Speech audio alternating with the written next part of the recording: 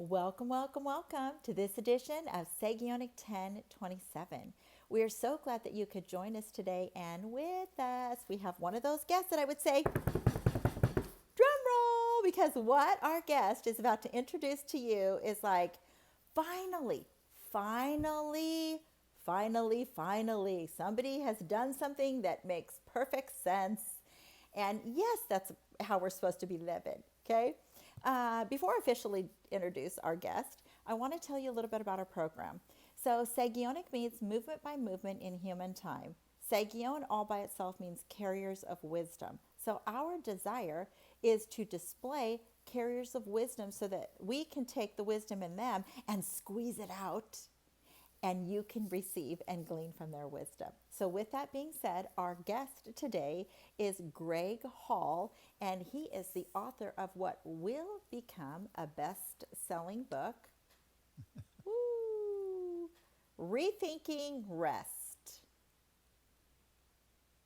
Now, Rethinking Rest, why our approach to Sabbath isn't working. So thanks for having me on. I really appreciate the opportunity to talk about my work.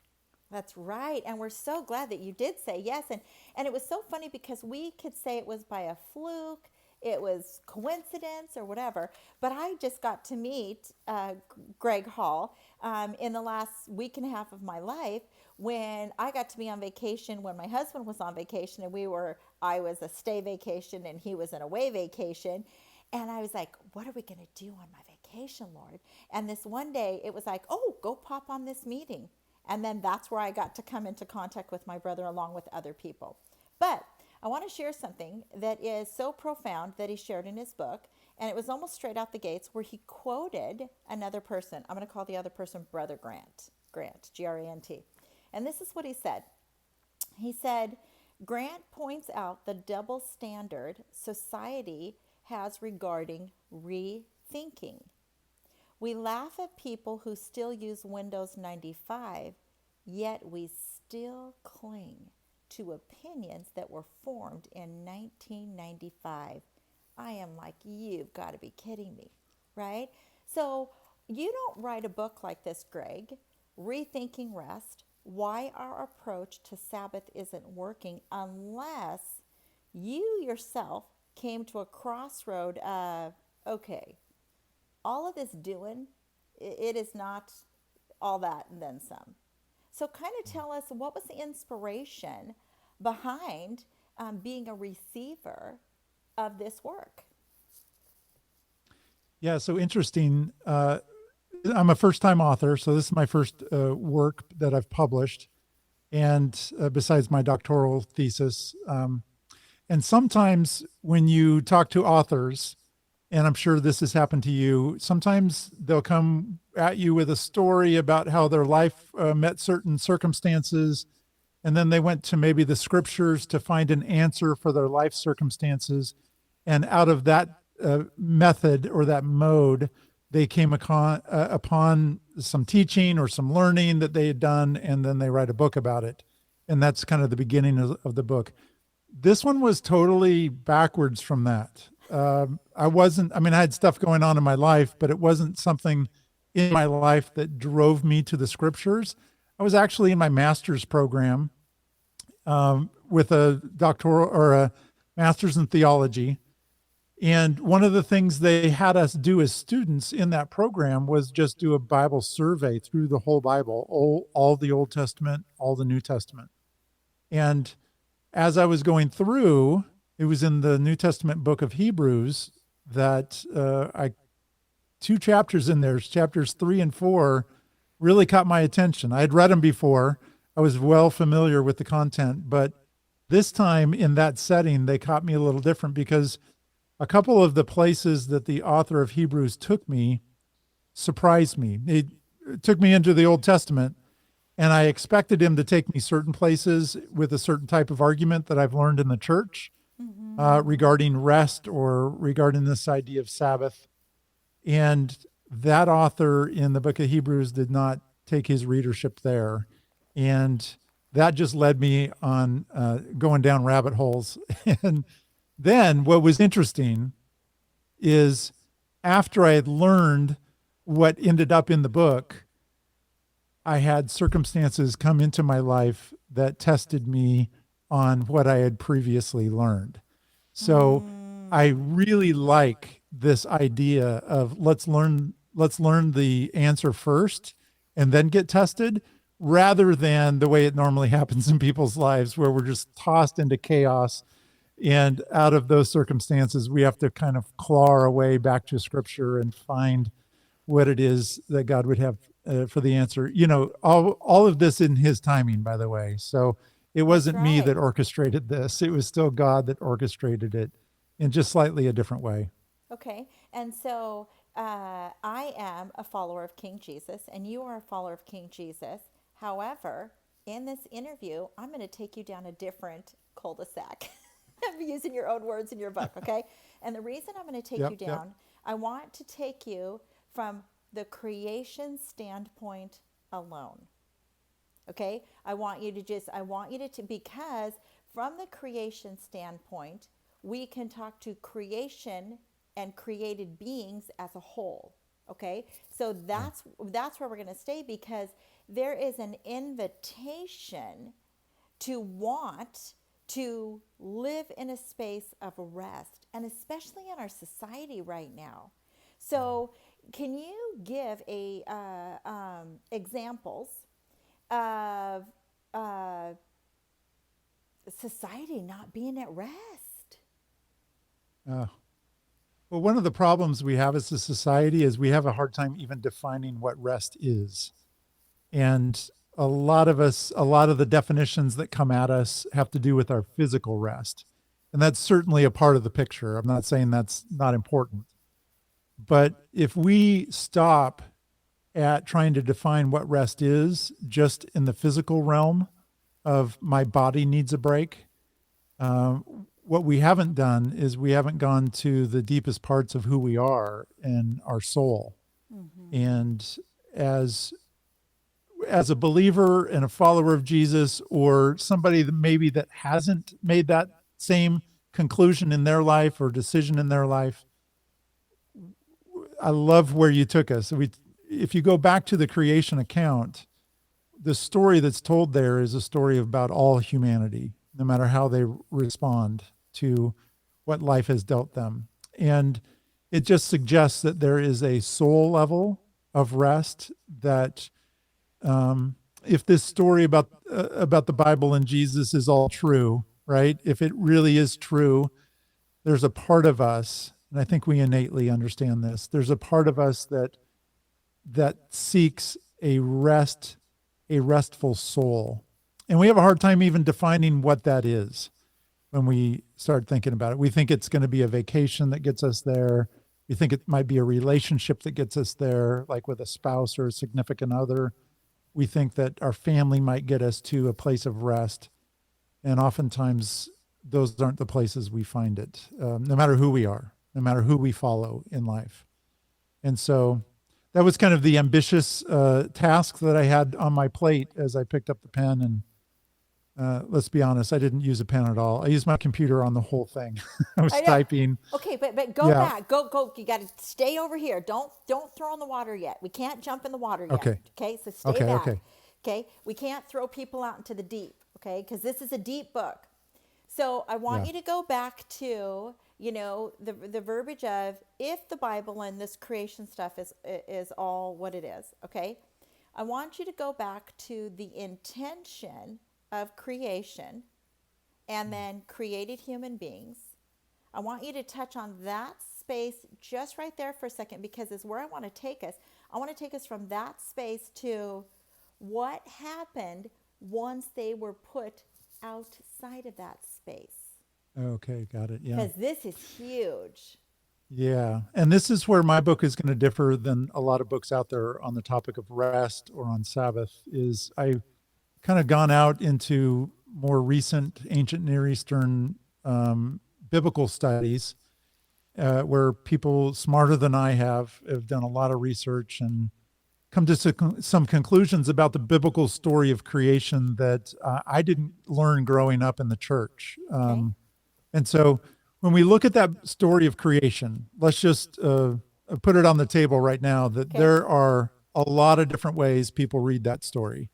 And it's not my intention to get into the particulars of how one reads that story. We're just going to back away from it a little bit because Okay.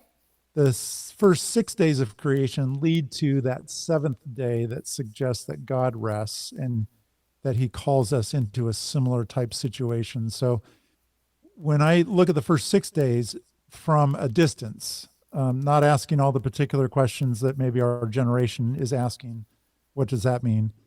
It's pretty clear that that story of the first 6 days shows a picture of a God, a higher power, however you want to describe him, that is in charge of the creation of the universe. And by creation, I'm going to suggest, and this is what ancient Near Eastern documents also suggest, the way they were thinking about creation was not necessarily the creation of physical matter as much as it was the creation of systems and functions that cause things to work properly. Much in the same way that we would maybe create a business or create a soccer team as a coach and put all the pieces in place, not just the players, but the uniforms and the schedule and the parent club and all that stuff.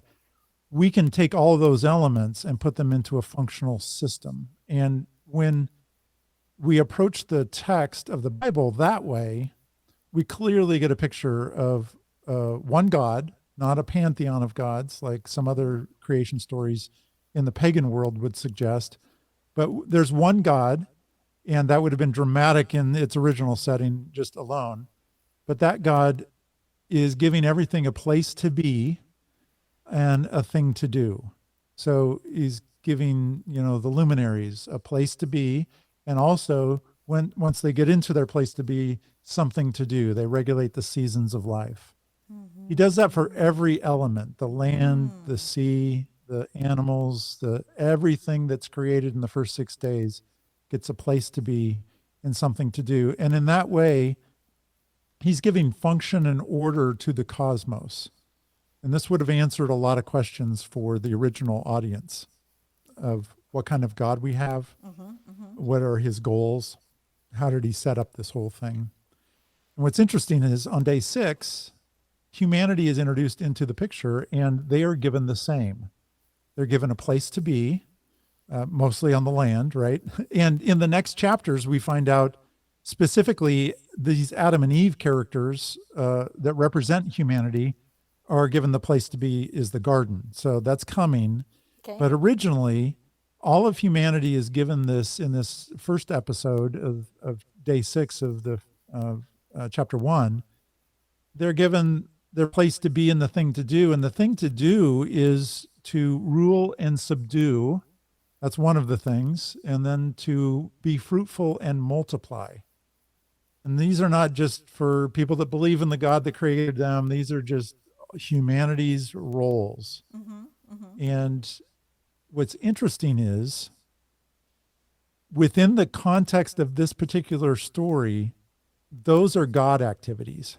Those are things that God is in charge of, ruling and subduing, multiplying.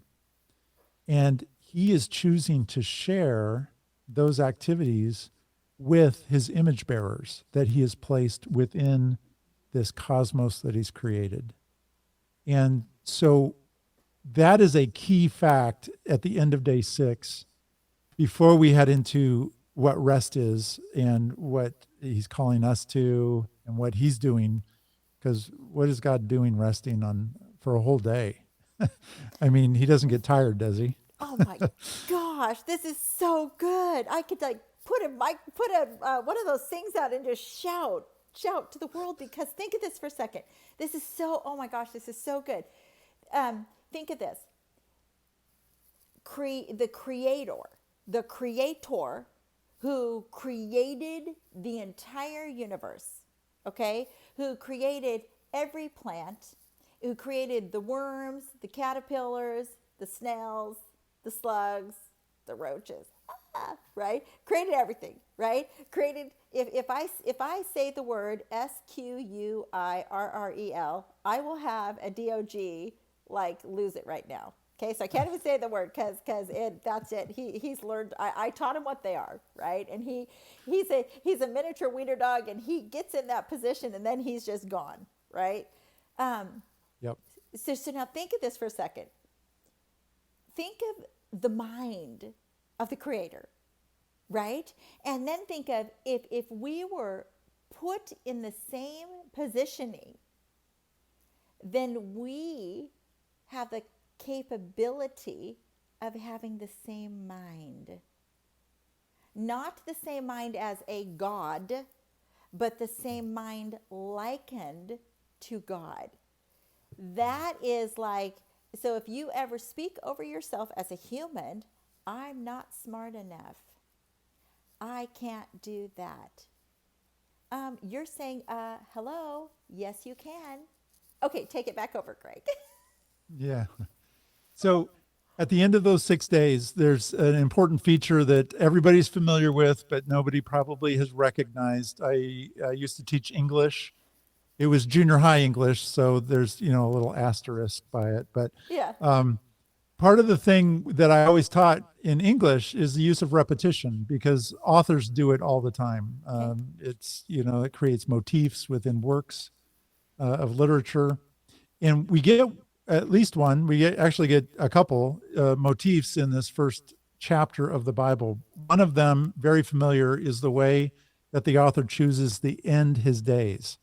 So at the end of the first day, it says there was evening and there was morning, day one, or the first day.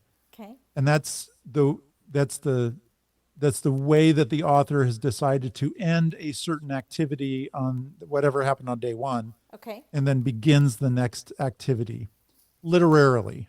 Okay. Okay. Not just literally, it's actually happened too, but literarily, he's using this as a device during the first 6 days.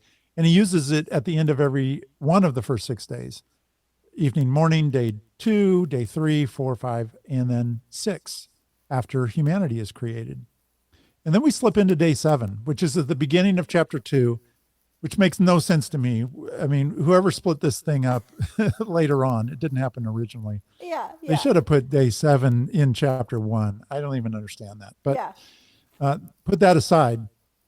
Day 7 is significant, and it sometimes is a throwaway, because we figure that all the creation really happened in the first 6 days, and rest is kind of a throwaway. Yeah. But what's interesting is this: ancient Near Eastern scholars, biblical scholars, good Christian people have gone out and studied what the pagan sources, what the pagan world of the ancient Near East was saying around the similar time that the biblical story was written. Okay. And what we have found is some stories of creation out of the pagan world about the pantheon of gods. And what's interesting is this: they're not exactly the same. There's some dramatic differences, like I already pointed out. Okay.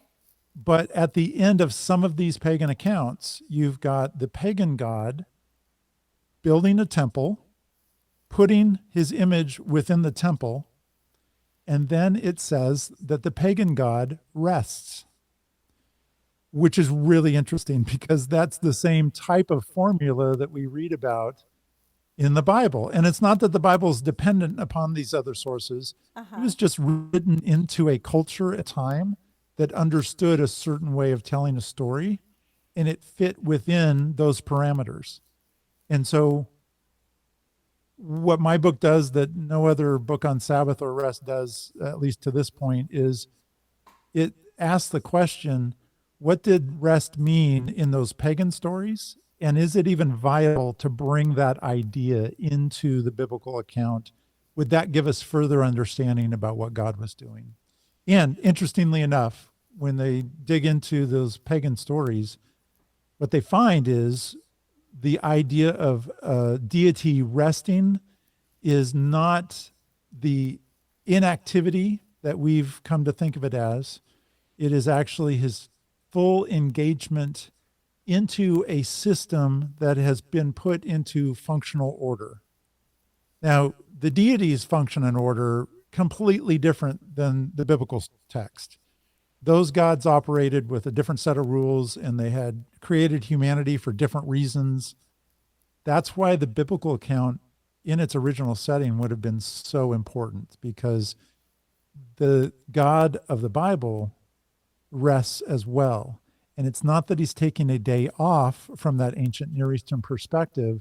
It's that he's fully engaging into, as ruler of a cosmos that he is given function and order to. He begins his rule.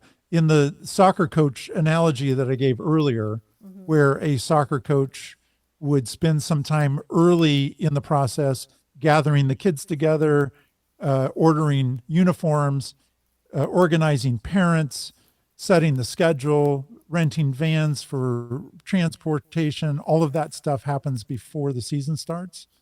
Once the season starts, he has created a function and an order, and that soccer coach can then rule his soccer team.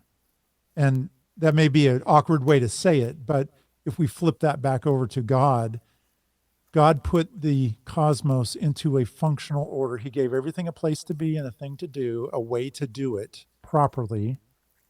And then he began his rule, his oversight of that. And again, harping back to day 6, part of that rule is him sharing part of those responsibilities with humanity. And that's just mind-blowing. Part of them too, not all of them. Okay, let's think of this. Oh, yeah. We are limited, right? We're finite. We're limited too, because think of this. We don't have to retell the trees to grow, tell the leaves to fall off, tell spring to come. There's so much that we don't have to do. Even in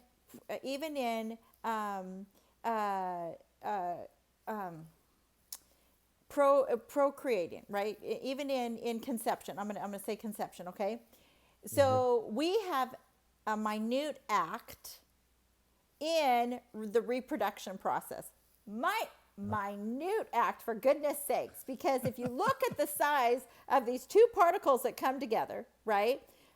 And then his order takes over, right? So think of all the different things that, but one thing that I want you to tell us that I really, because this is like, you've got to be kidding me, right? Where you go from this place of rest, peace, having this time, this space with the Creator to, I don't think I want to do things that way. I think I want to go against the created intention, right?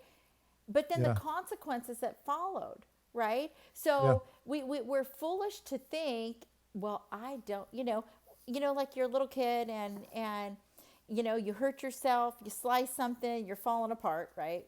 You're consoling the grandkids or whatever, right? And why does it have to hurt so bad? Well, the Creator made it to hurt when you slice your arm open so that you would know, oh, wait a minute, my arm is sliced open and there's blood gushing everywhere. So that's like cause and effect, right? Something is going. So share, because I had never read this angle before. When you said what happened once they stepped out, they like fell out of order. So go there for our viewers. Yeah, so let's set this up using that motif that I talked about, that evening morning motif. Yes, Interesting. The thing that people don't notice about that is when we get to the end of day 7 and we end that first creation account, we start the second one that tells the story of Adam and Eve in more detail. When day 7 ends, the author doesn't use the evening morning motif to end day 7. And I'm not sure if people have ever even recognized that in their own reading. But as a literary student, and as someone who taught literature, let me just ask this question of not just you, but of everybody listening. Yeah. Is it by chance that author of the biblical text used that motif, that evening morning motif, for the first 6 days just by chance? Like he couldn't think of anything better to use? Absolutely not. Okay. He had a purpose. Now, we can debate on what the purpose was, but it's pretty clear by the use of it that there was a purpose. Now, even more ludicrous question, is it even possible that just by chance in that short amount of time between day 6 ending and day 7 ending, that the author forgot that he had used a motif to end the first 6 days? I mean, it's just ridiculous to ask the question. It is Yeah. so obvious that the absence of that motif at the end of day 7 says something by not saying anything. By not including it, the author is saying, now hear me, that day 7 never ended. And I don't mean that literally, because people will want to argue with me on that. Literally, day 7 ended, no question about that. We're on to new days every time I wake up. And so that's how I know.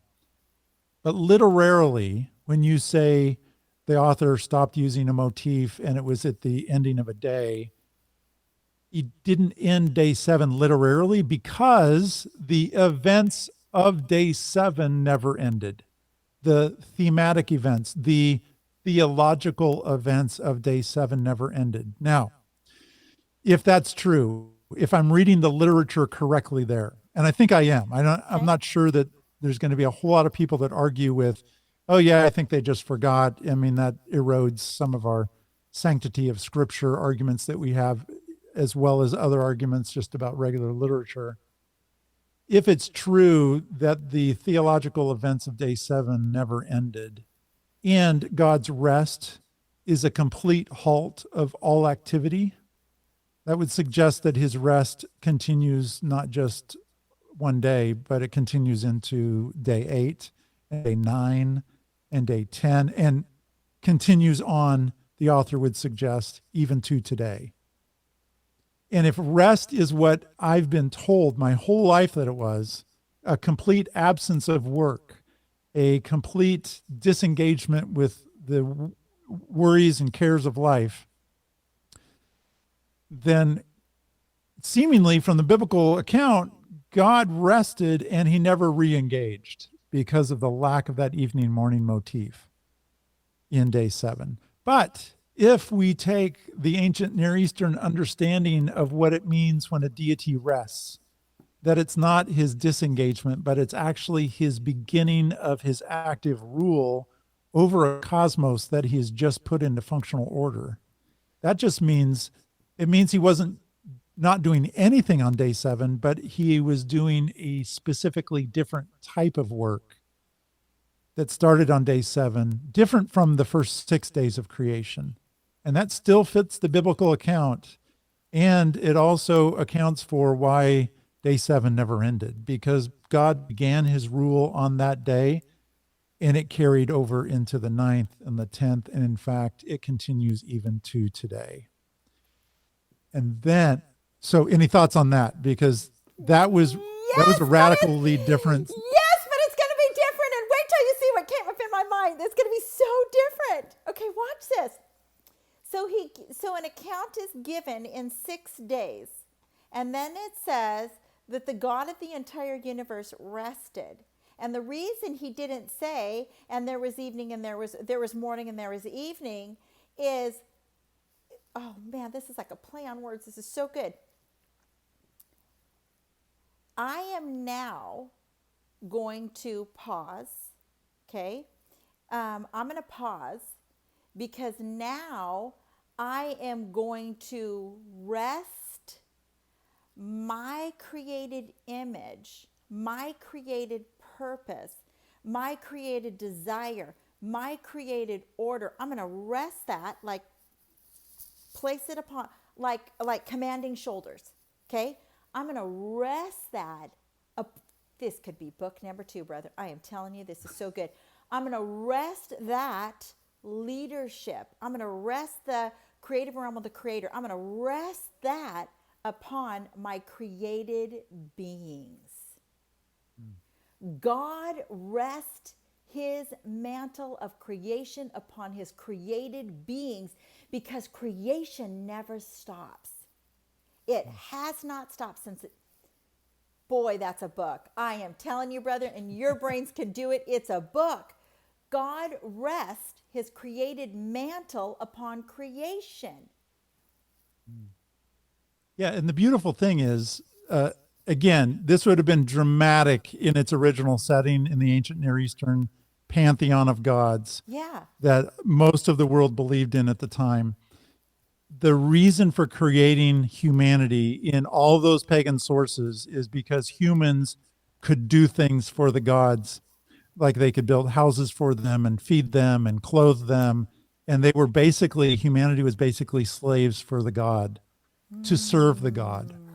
And this creation account, written in a similar formula, so it would have been very recognizable as a creation account, but the differences between the accounts are dramatic. And you've touched on probably the biggest one is, what's the purpose of humanity?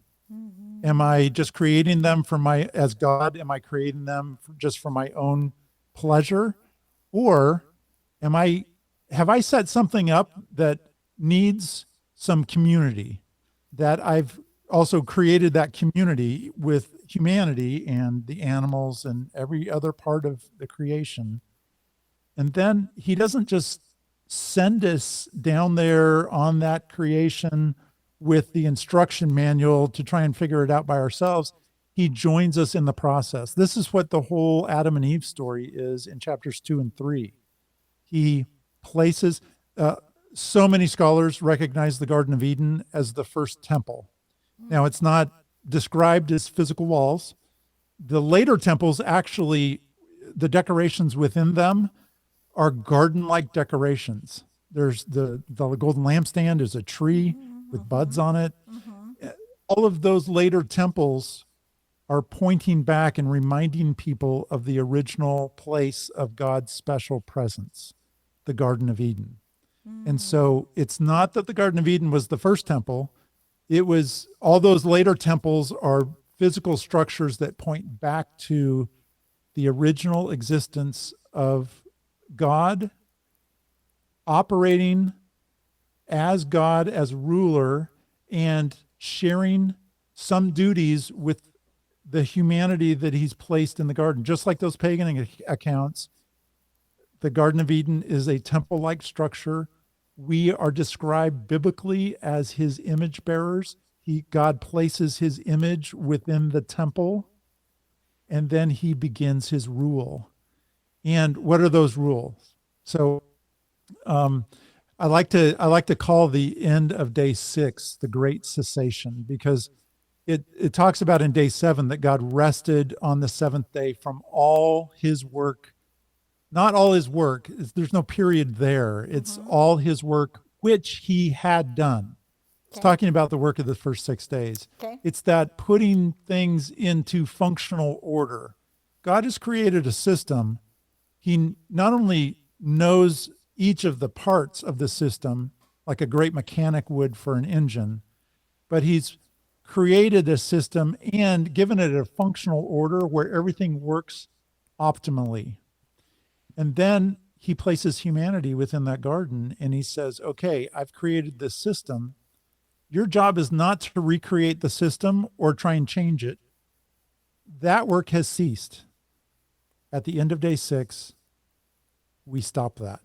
It's the great cessation from that. A line is drawn in the sand, in other words, at the end of the creative process, because not only was it good all along the way, but at the end of day 6, it was described as very good. And in ancient speak, all that really means is that everything was in its place, doing exactly what it was supposed to be doing. And he places Adam and Eve in the garden. Wait, I have And a I don't thought. know, again, this is, what's I that? have a thought. I have a thought. Okay, so let's think Yeah, of this go. for a second. Let's think of this.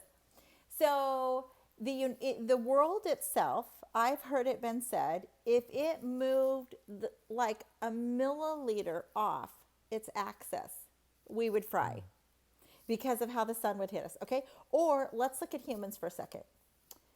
Do you have to wake up in the morning? This is hilarious, Lord.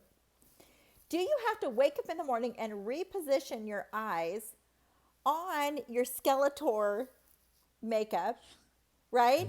Do you have to like, oh gosh, need to pull this side of my face skin up because I need to make sure it stays here? Well, Or some of us might let have to, me so be let careful here.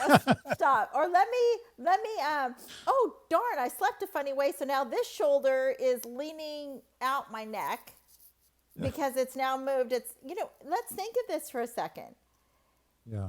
The omniscience of the creator to speak things, command things, position things in a proper order, right? A proper order.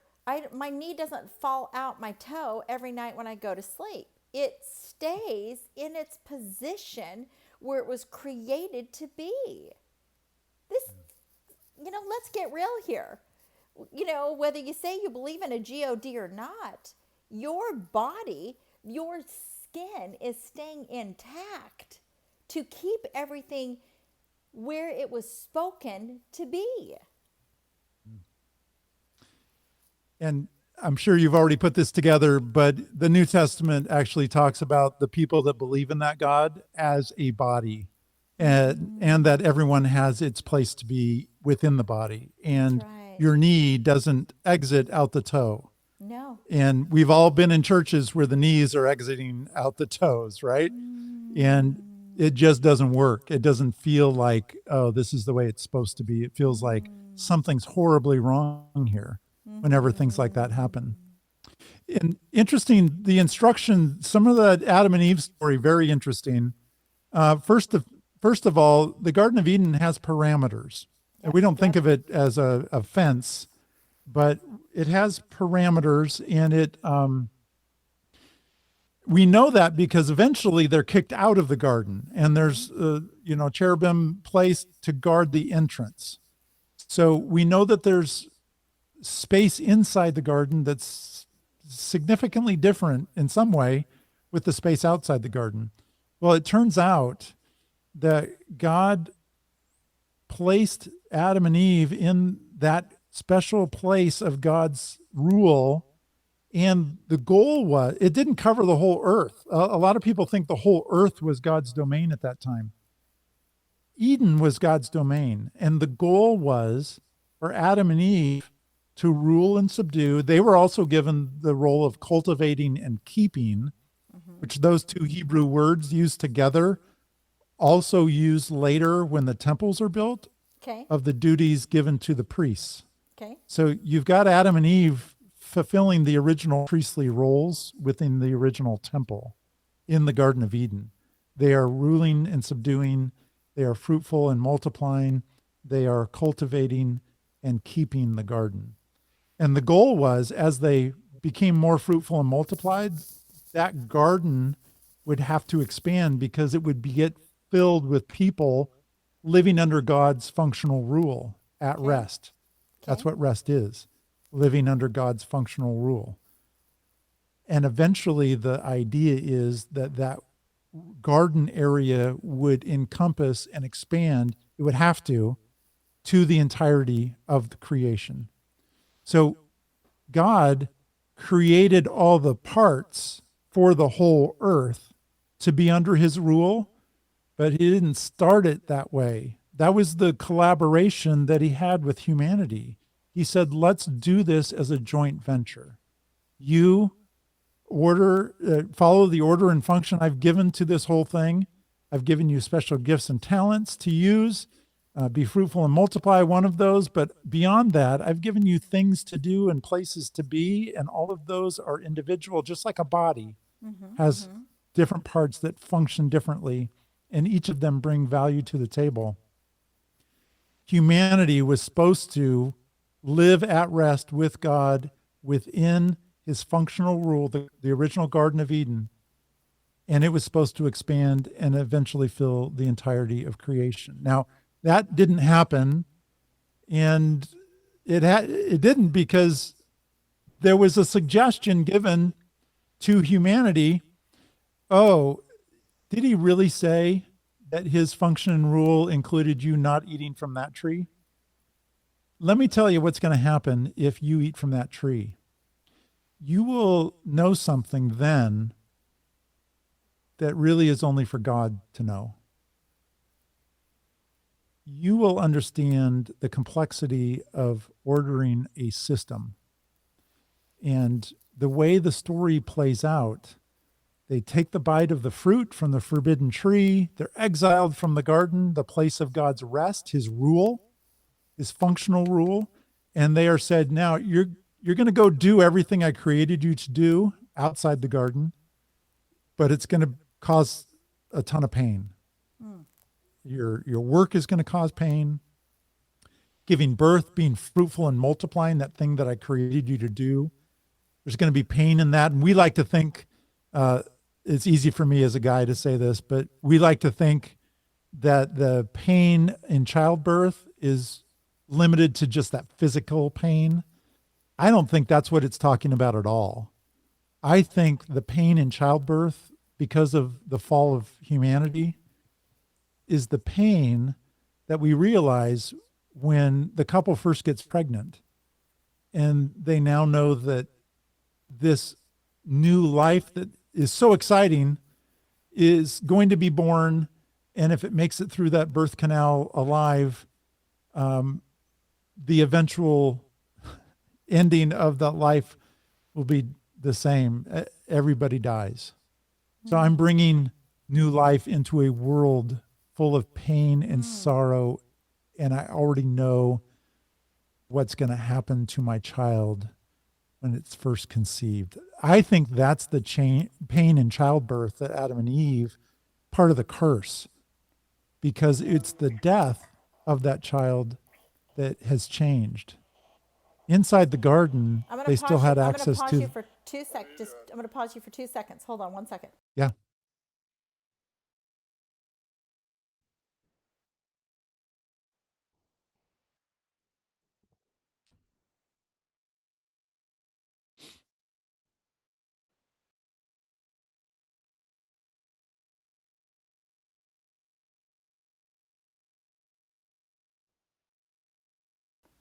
Hold on 1 second, brother. I want you to look at your text. Yeah, totally fine. I want you to look at your text, and then we'll go live in just a second.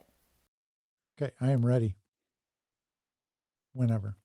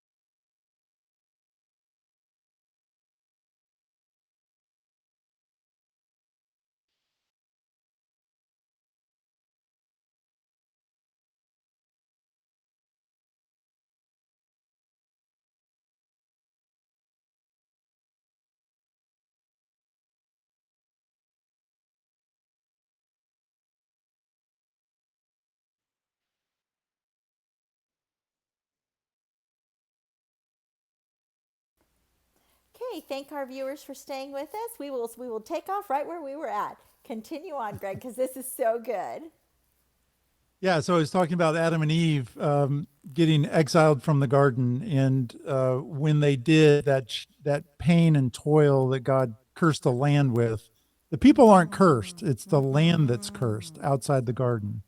They're out there doing the same things, and it's the idea that not only my life-bringing abilities, my being fruitful and multiplying, will be painful, not just physically. That's secondary, actually. Yeah, yeah. That the physical pain of knowing what type of world I'm bringing this child into, and that their ultimate end is death. That's painful. And that the work of my everyday, Adam's work in the field, is the way it's described. I don't think it's gender specific by any means, like birth is. Yeah. The work that we do is painful on a daily basis. There are struggles that we will have, not just physical pain. I'm just talking about we're going to have to go out there and create an ordered system that our world functions within, because we're no longer in the garden walking alongside God's functional rule. So that's why the world is well, that's why God's kingdom is often described as an upside down kingdom. I actually think God's kingdom is the right side up one, by the way. Let me just vote for that right now. Absolutely, absolutely, Yeah. absolutely. It's the world system that's upside down. So when Jesus came in the New Testament and described, here's how you as humanity were created to function. That's right. Here is the organizational functional rule that God brings to the table within his rule and his kingdom. It sounds so different than anything that I would find out there in the world. The last are going to be first. So you're telling me in God's organization, in his kingdom, if I want to be the greatest, I need to somehow figure out how to become the least. I'm not hearing that out there in the world. I was a business owner for many years. I was out there in commission sales. This is not what the world tells you. And yet, the Bible is telling me that for me to be at rest, and again, rest is not inactivity, rest is fully activated, but it's living within the guidelines, within the functional rule that God had originally intended us to function within. When that happens, for me to be at rest, my life's gonna look dramatically different than it would if I was making up, if I was crossing that line back into the first 6 days and creating my own function and order. And let me just tell you, people are working in companies right now that are functioning the way the world functions. I owned a company. I realized what it's like to create a culture, to create rules, how that company works, who gets promoted, for what reasons do you get promoted. And in God's economy, that happens dramatically different than the stuff we come up with on our own. And so we are tied back to Adam and Eve in many different ways, not just our humanity, but the way we respond to God sometimes. God's inviting us today to do the same thing. I've created you for a purpose. I've given you a place to be. I'm calling you to that place, and I'm giving you the talents to use when you get there. You can choose to attach yourself to my yoke and let me lead you there. That's Matthew 11:28. This is Jesus' comments about rest, by the way. Come to me, all you who are weary and heavy laden, and I will give you rest. And we like to think he's talking about physicality, our physical rest, but he clarifies it later. He says, you will find rest not for your body. You're going to be terribly busy, but you're going to be doing exactly what you're created to do, and you will find rest for your soul. And it's his burden that's easy, not because it's inactivity, but because it's doing what we were made to do in the way and manner in which we were made to do it. And that's what's easy about it. We're not fighting our nature. Let's look at this. Yes, let's look at this for a second, okay? So I'm Sister Visual over here, okay? So here's a box, okay? And let's pretend like there's instructions in this box, okay? Or let's just look at in this, we're going to focus on the scene realm for a second. My computer was created to work a certain way, okay?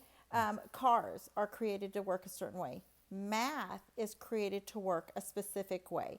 So it is like, if we think of, let my image rest on you, right? Let my created purposes rest on you, right? Let my mindset of what I created you for rest on you, without going into different words that were allowed to be inscribed in the Bible that's called the New Testament, okay? Without going in all those words, because I could give hundreds of words attached to what I just said, okay?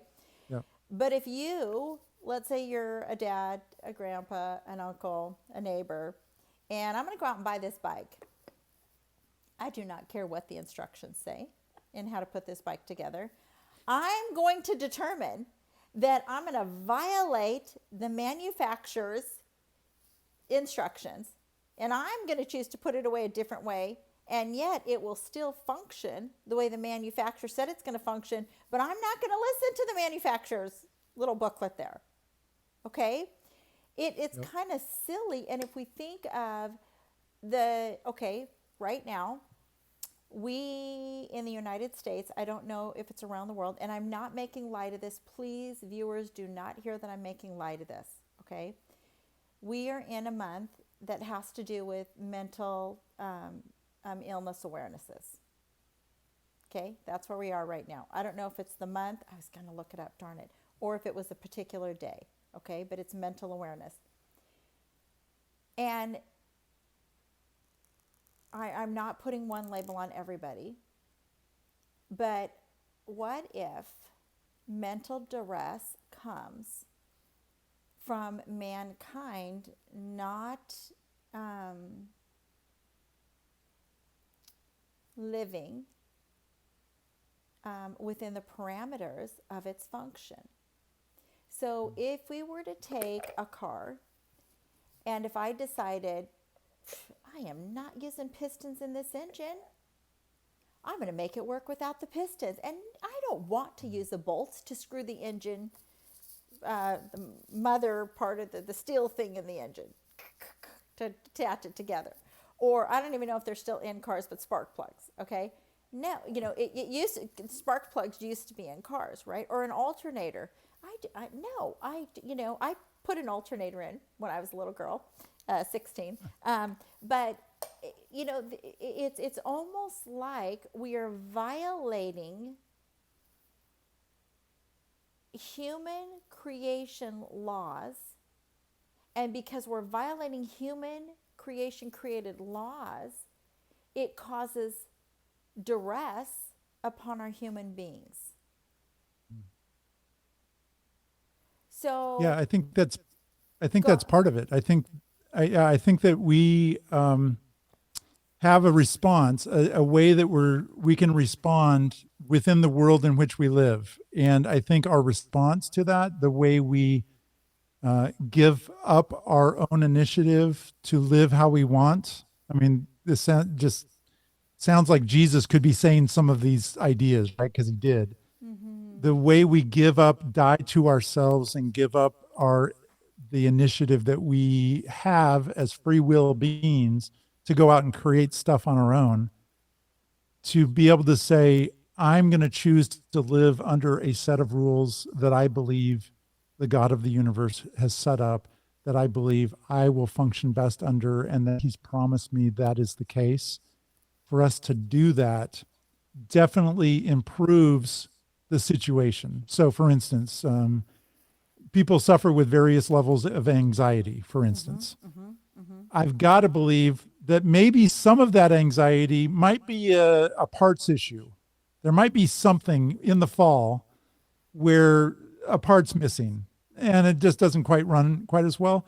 But there's other aspects of anxiety, and everybody would agree to this, that is ruled by our own choices, how we choose to live and how we choose to think about things. And we just know that intuitively because therapists will tell you, oh, let's practice belly breathing. Well, if it was just a parts issue, belly breathing's not going to do anything. But if it's a way that we're approaching this life, this thing we call our life, and the way we're approaching it is improper, it's maybe not under God's rule and authority, the way we're approaching it, that's part of what was brought down on Adam and Eve. I mean, outside the garden, this is going to be painful.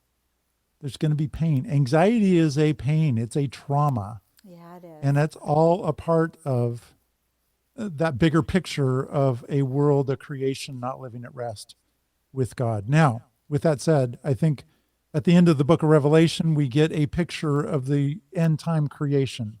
It's this new heaven and new earth that comes down out of heaven.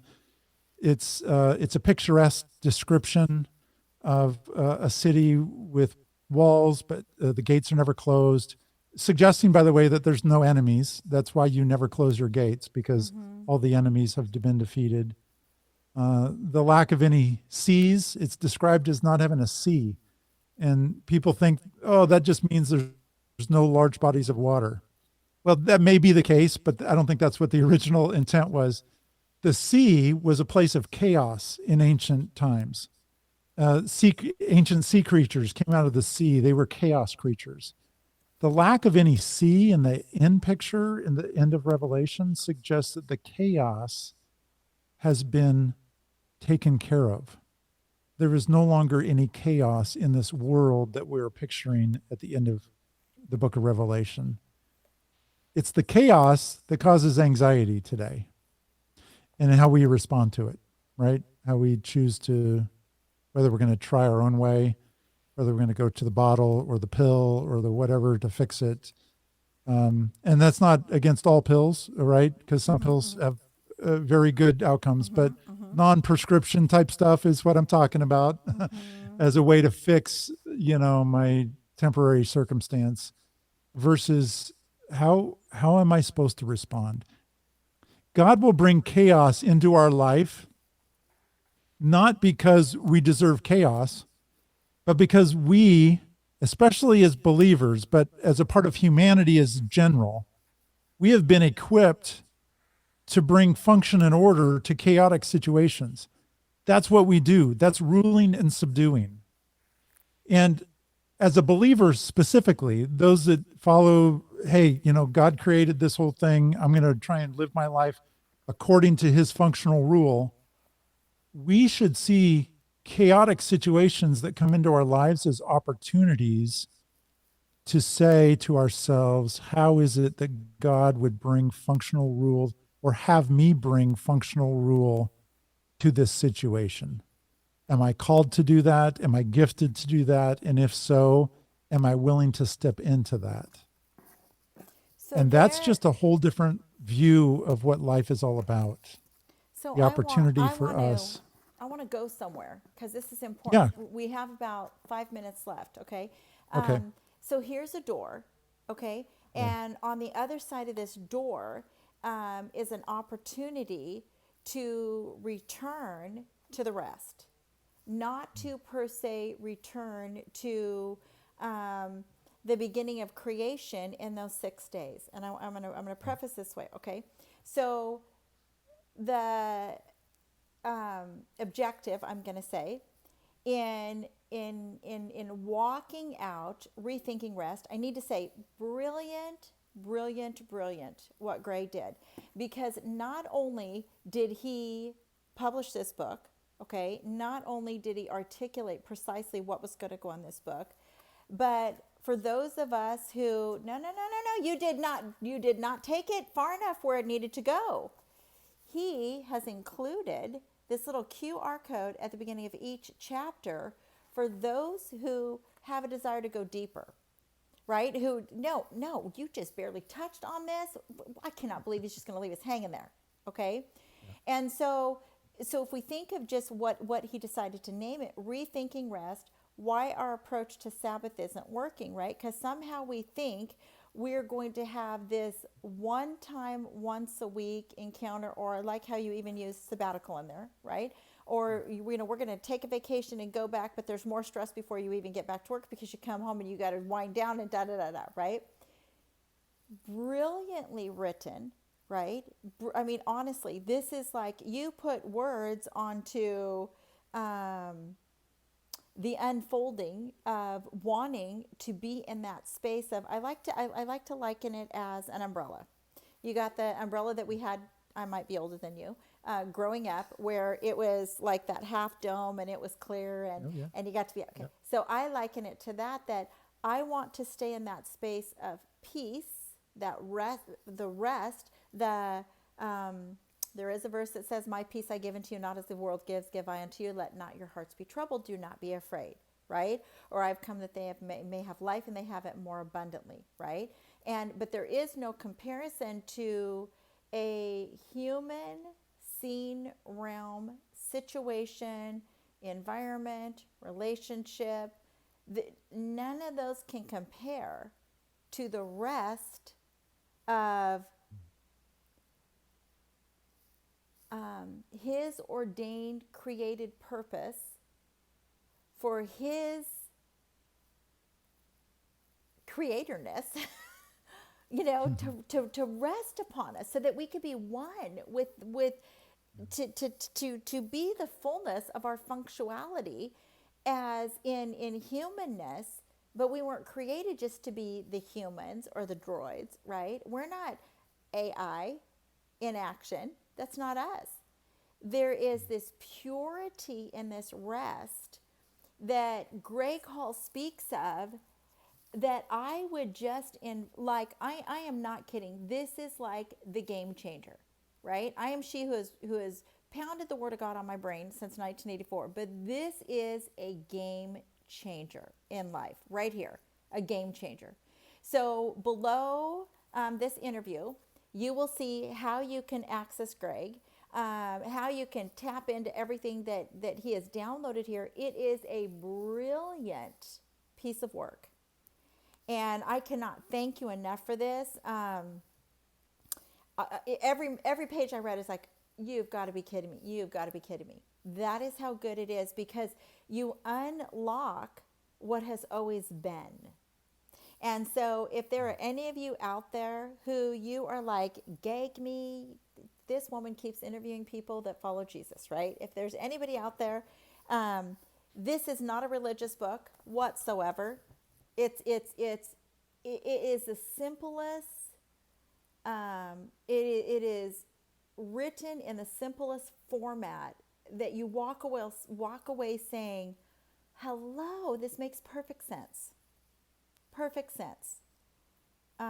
Well done, Greg. I mean, for goodness sakes, you guys, you can buy 4 cups of coffee, and that's going to cost you more than purchasing this book.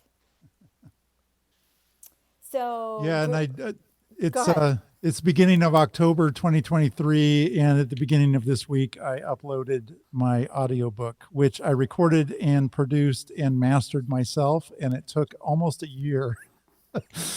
But that'll be out on Amazon shortly, along with the Kindle version and all the other things. So depending on how people want to consume it, yeah, you can go a couple different directions.